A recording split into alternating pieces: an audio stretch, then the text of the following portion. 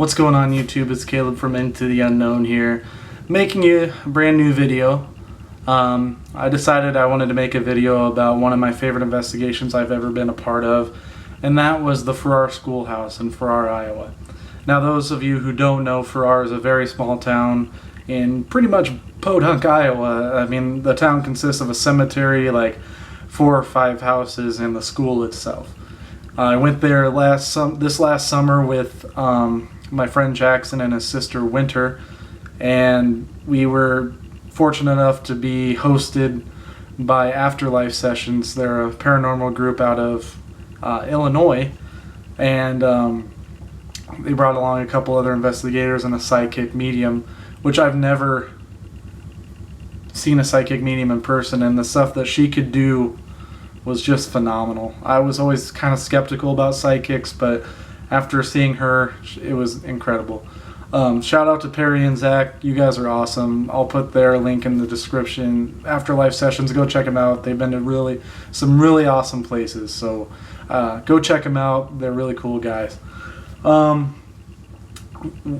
didn't know what to expect when I went there. I mean, like I told you guys before, I grew up in a house that I believe was haunted, but I've never been to like a full-blown haunted location and dedicated myself for, it was like 7 hours of straight investigating, and it was just incredible.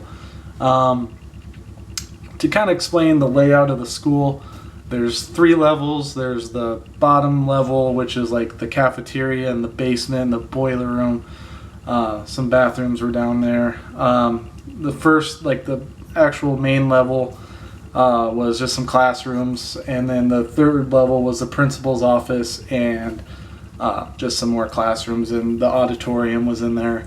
The school's pretty small. I'll show some pictures here. The school's pretty small in terms of space. It takes up a good amount of land on the outside, but it seems a lot bigger on the outside than it is on the inside.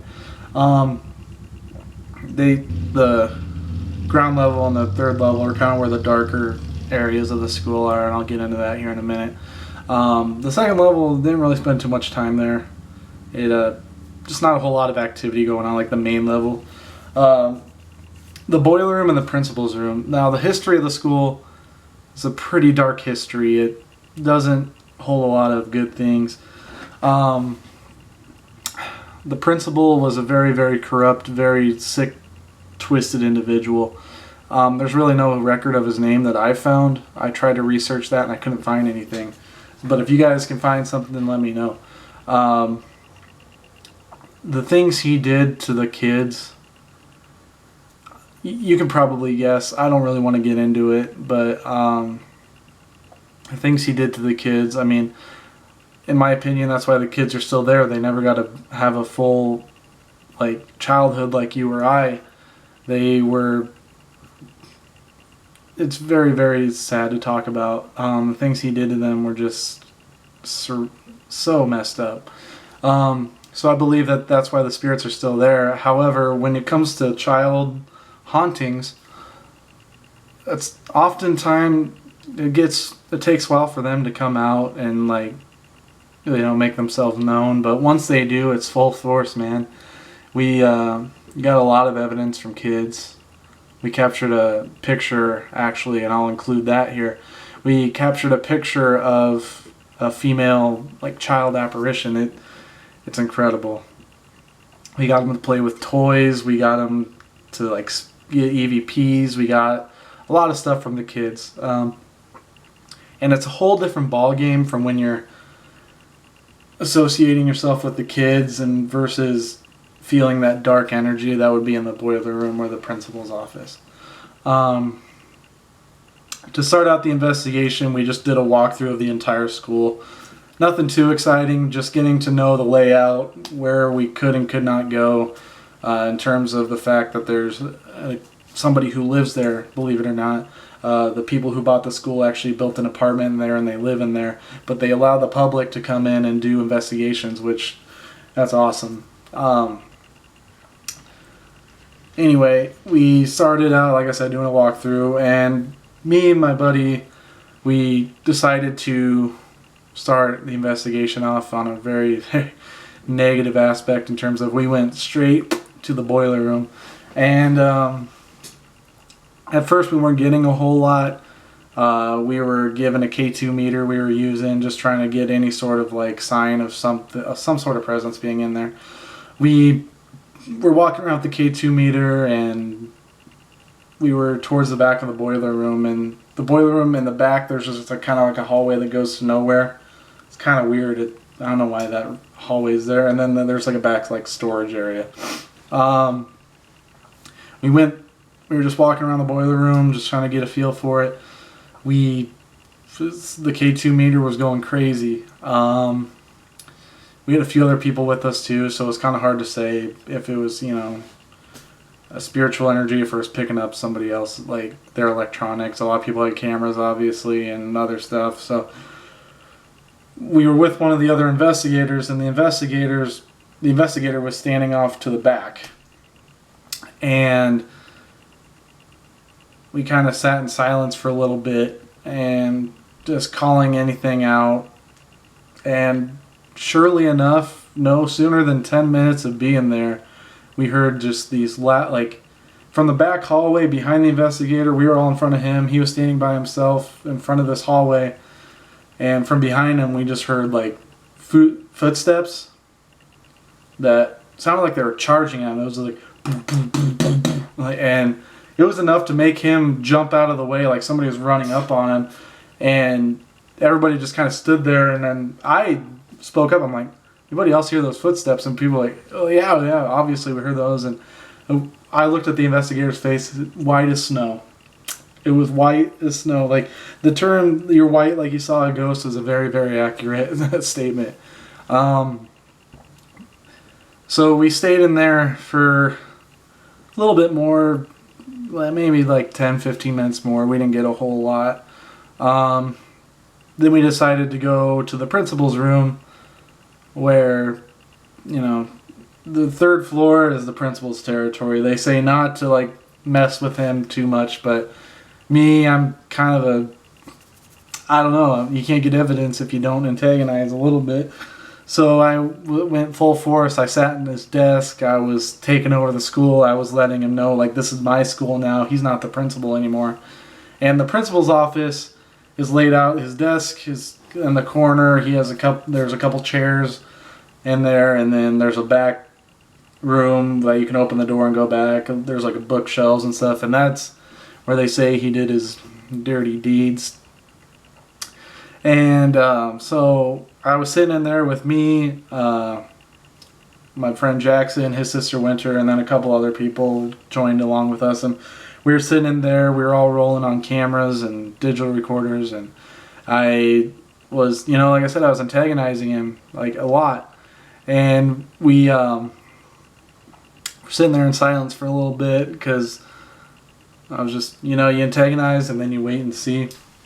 I went to take a picture of this door to see if I can get anything.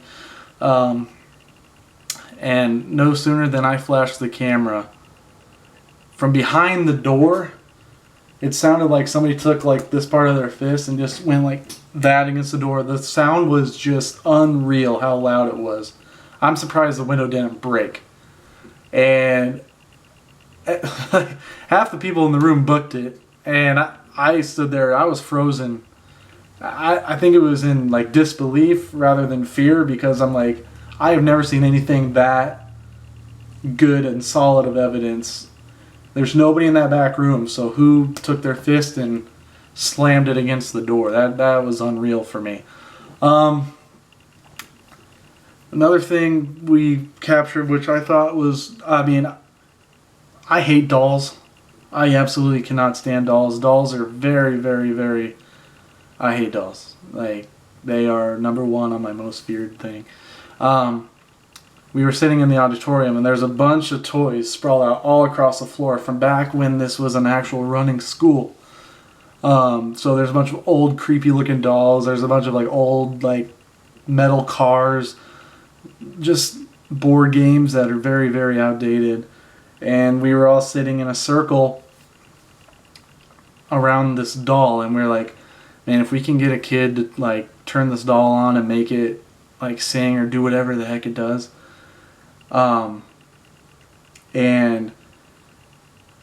we were sitting there for maybe 15 minutes, nothing's happening. I'm not even feeling anything at this point. Like the room's just silent. And I couldn't. There was no sort of like spiritual energy to be felt. But we asked it like, if there's a kid in here, come and play with this doll. And sat there, nothing. And out of nowhere, I just got goosebumps for days. Like so much goosebumps. The hairs were standing up on my arms. I could feel it on my neck. My head kind of started spinning. And I told this to one of the girls sitting next to me, and she's like, yeah, like I could see her goosebumps. And out of nowhere, this doll just turns on, and I think the song, it was like Ring Around the Road, like the creepiest song that could possibly come from a doll started playing by itself. Like it's a big circle of people, and this doll's in the center, and obviously nobody touched it.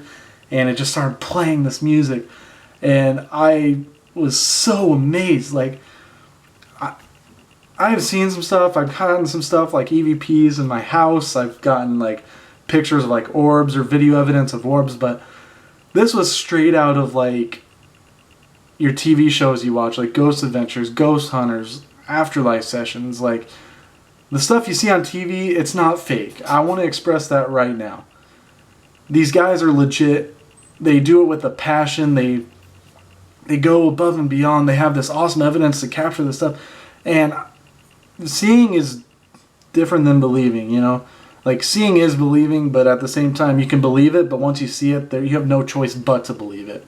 And for me, capturing all this stuff and seeing it all firsthand was just amazing. And so throughout the night, we just did typical stuff, you know, we were trying to take pictures, get voice evidence, but those are like the top 3 things that like really capped off the night. And then the number one the piece of treasure was the picture we caught in a classroom of a girl. And in the picture you can see her long black hair. She's sitting in a white dress. Looks like she's sitting on the desk. And I'll put that picture here. But I was really excited to tell you guys about this, and I'm glad that I could express it. If you enjoy hearing stories like this, I got plenty more. I just wanted to share with you the most exciting one that I was able to be a part of. So if you like the video, please leave a like, hit the subscribe button. Shout out to Perry, Zach, Afterlife Sessions, Jackson, Winter. Thank you for going with me. It was an awesome experience. I hope to go back very soon. So, and if I do, I'll obviously bring you guys along with me. So thank you for watching the video. That's been it. My name is Caleb. We are Into the Unknown. Thank you. Hey guys, this is Caleb here, just wanting to show you this piece of evidence we captured at the Farrar Schoolhouse. Circled, you can see what I believe to be a female apparition. You can see her facial structure, her white dress, and what looks to be her black hair draped over her shoulders, and it almost looks like her arms are folded in her lap. I just wanted to show you guys this to get your feedback as well, see if you can see what I'm seeing. If you see something different, also let me know. But that's what I believe it to be, is a female apparition sitting on that desk. Yeah, like I said, if you think it's something else, or if you agree with me, let me know in the comments. Once again, this is Caleb. Thank you for watching.